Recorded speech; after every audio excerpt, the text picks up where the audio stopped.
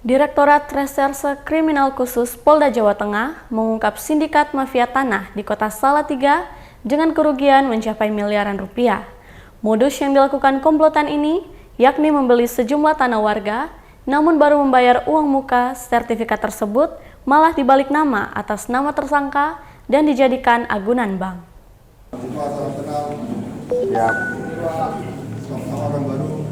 Direktorat Reserse Kriminal Khusus atau Ditreskrimsus Polda Jawa Tengah berhasil mengungkap kasus dugaan mafia tanah yang terjadi di Kota Salatiga.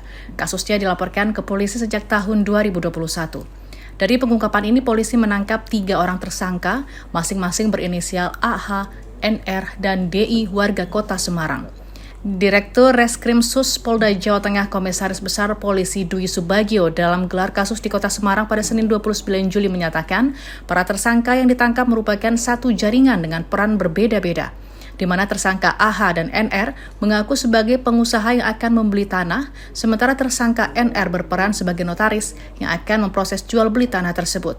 Dalam aksinya, komplotan ini membeli tanah milik 11 warga di wilayah Argomulyo, Salatiga, seluas 26,9 hektar dengan nilai mencapai 9 miliar rupiah.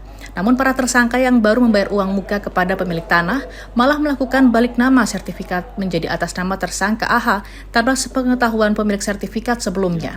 Sertifikat itu kemudian dijadikan agunan bank yang akhirnya mengalami kredit macet hingga mencapai kerugian 25 miliar rupiah. Sehingga total kerugian mencapai 34 miliar rupiah. Prosesnya memang cukup lama karena kami bisa mengetahui bahwa ini adalah suatu jaringan mafia ya. Adanya aktor intelektual yang kami temukan AH ya, dengan 2 orang di kaki tangan di bawahnya, yaitu DI dan N. Perannya sangat krusial sekali. Yang pertama dari pihaknya D ya, DI. Dia juga sudah menggunakan identitas palsu pada saat dia berusaha untuk menggerakkan atau mencari para pemilik tanah, menemui dan menggerakkan mereka untuk menyerahkan. Yang pertama, pihak bank sendiri terjadi kredit macet. Para tersangka saat ini telah menjalani penahanan. Mereka dijerat dengan pasal berlapis, yakni pasal 378 KUHP tentang penipuan serta pasal 266 KUHP tentang memberikan keterangan palsu. Jadi kalau kita total kerugiannya 25. Dari Kota Semarang, Jawa Tengah, Suryo Wicaksono, Kantor Berita Antara mewartakan.